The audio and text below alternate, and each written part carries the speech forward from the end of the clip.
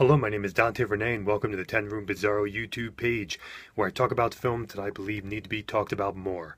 Like tonight's film, 1975's The Beast, or La Bête. This is from Valerian Boracek. I'm going to call him Boro.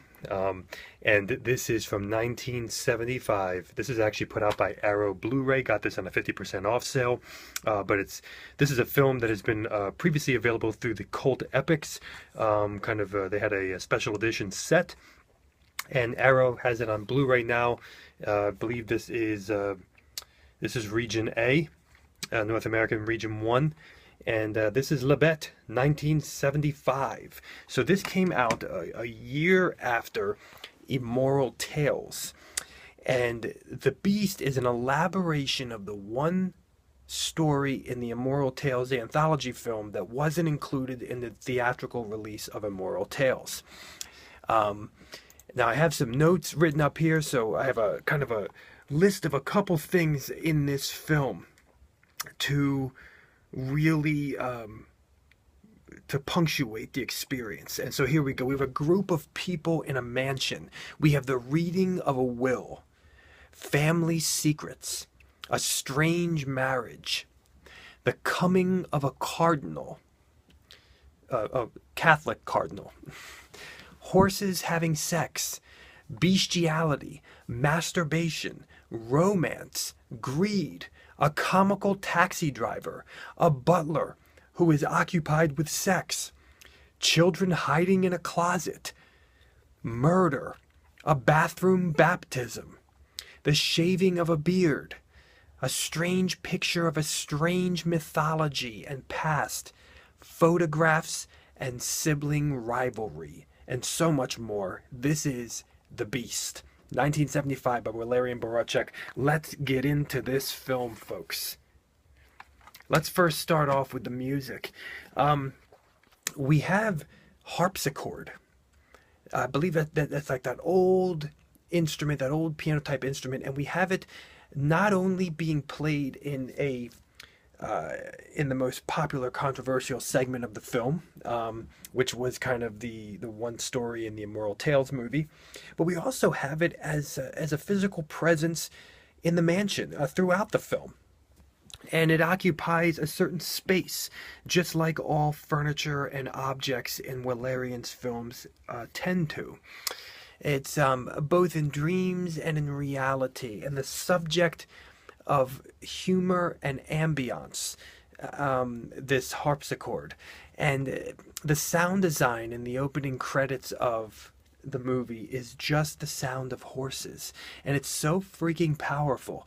It's interesting, disturbing, just the setup for this film, the opening credits of the film. You don't get music like in Immoral Tales, you just get the sound of horses. It is a powerful, interesting, abrupt way to show you of things to come and what type of experience you are entering into. There is silence in this film, and the power of silence. The wind blowing and howling near the end of the film.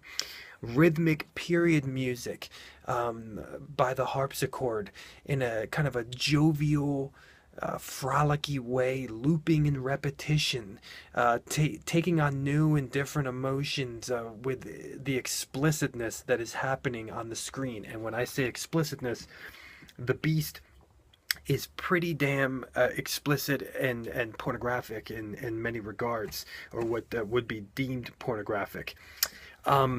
So the music definitely has a presence, but the sound design as a whole has a presence in this film. Now, the style of this movie, the opening credits of a black screen and the ending credits with lines. There are lines on the screen. A telephone cord being dragged across the floor. Wind and leaves blowing at the end of the movie and bursting up against the mansion doors and windows. A dark taxi ride. A wheelchair wheel turning after a very abrupt, disturbing act. Very close shots similar to Immoral Tales, with seeing skin skin. Editing mixed with the storyline that is shocking and intense in a way that confuses you and bewilders you, and gives you magic at the same time. The Valerian's editing is so interesting. It's so original because it confuses you, yet it amuses you, and it brings you into a portal of magic, in the way that he edits, especially in a sexually explicit scene. The framing of the scenes with someone walking up a hallway on the right side of the screen and then someone in a different room on the left side of the screen.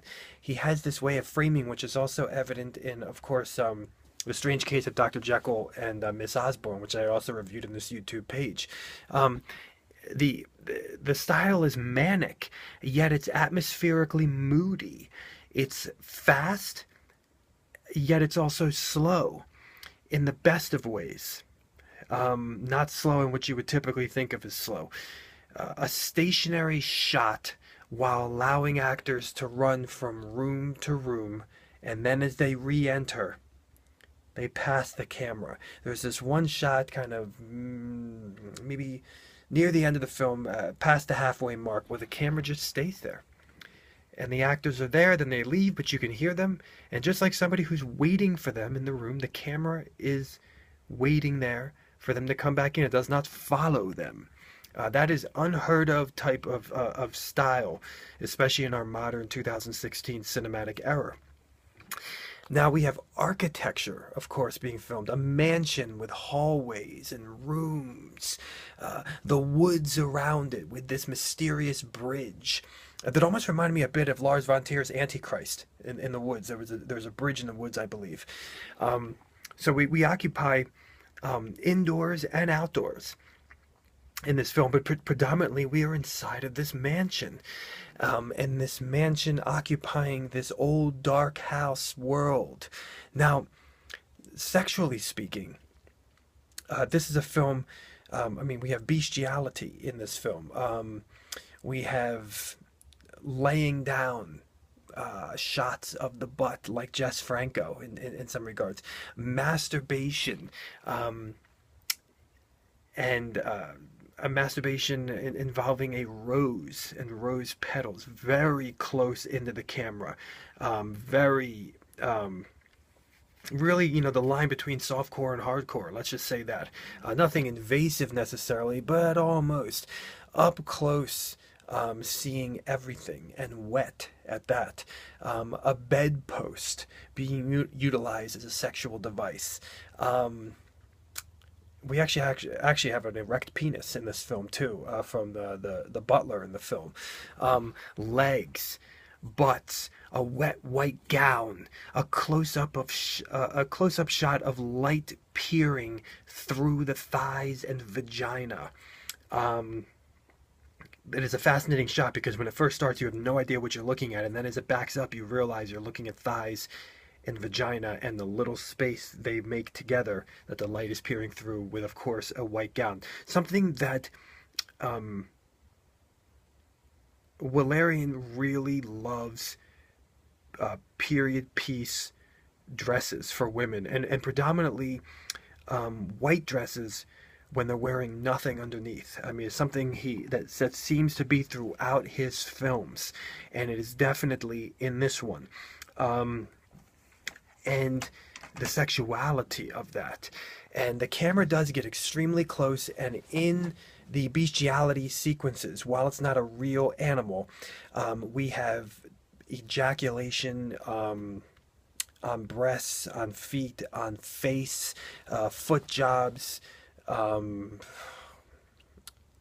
every pornographic type of cliche, so to speak, is utilized in sequences of this film, and it is Very, very shocking, very jarring, and I could see people also, as this film has senses of humor throughout it, very black. I could see it's so outrageous, the sexual explicitness of this film that you could see laughter erupting, definitely. But it is so wild and yet erotic at the same time. Serpa Lane is in this film; she's awesome, and so is Lisbeth, woman who plays Lisbeth. She is. Lisbeth Hummel is her name, and Serpa Lane. They definitely have such a sexual presence about them in this film, and they're just amazing. In terms of violence in the movie, I mean, we have murder, we have sexual killing, we have hate and greed, and almost Wolfman like a Wolfman like essence in this film as well. I'll leave it at that kind of. The interesting thing about the Beast, and there's so many interesting things, because is that it has the vibe of an old dark house film.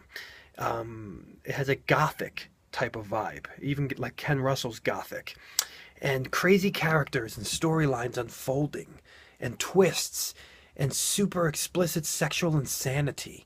This is a quiet and yet a loud and elegant and yet strangely chaotic experience that is like a drug to me. I want it again. It's like the movie Clue to me as well, which I love immensely, with Tim Curry, based on the board game.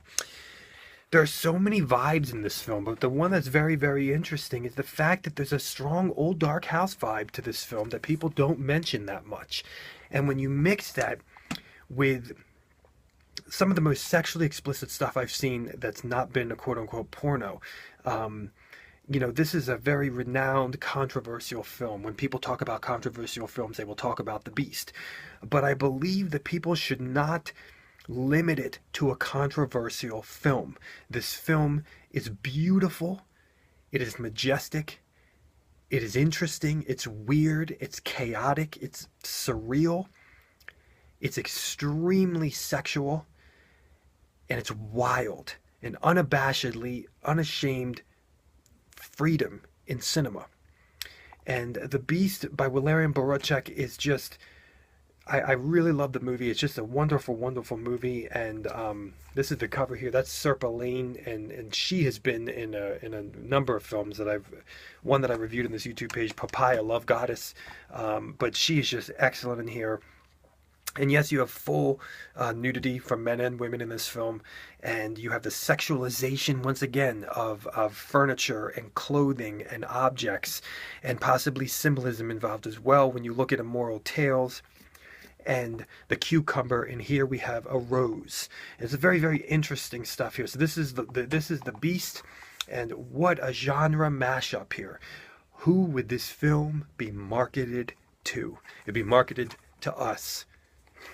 The Beast, 1975 by Walerian Borocek. Thank you, Boro. Thank you so much for watching the 10 Room Bizarre YouTube page, where I talk about films that I believe need to be talked about more, like The Beast. Please feel free to check out all my other reviews in this YouTube page, as well as my own personal films at youtube.com/poopydiarrhea. Thank you, and good night.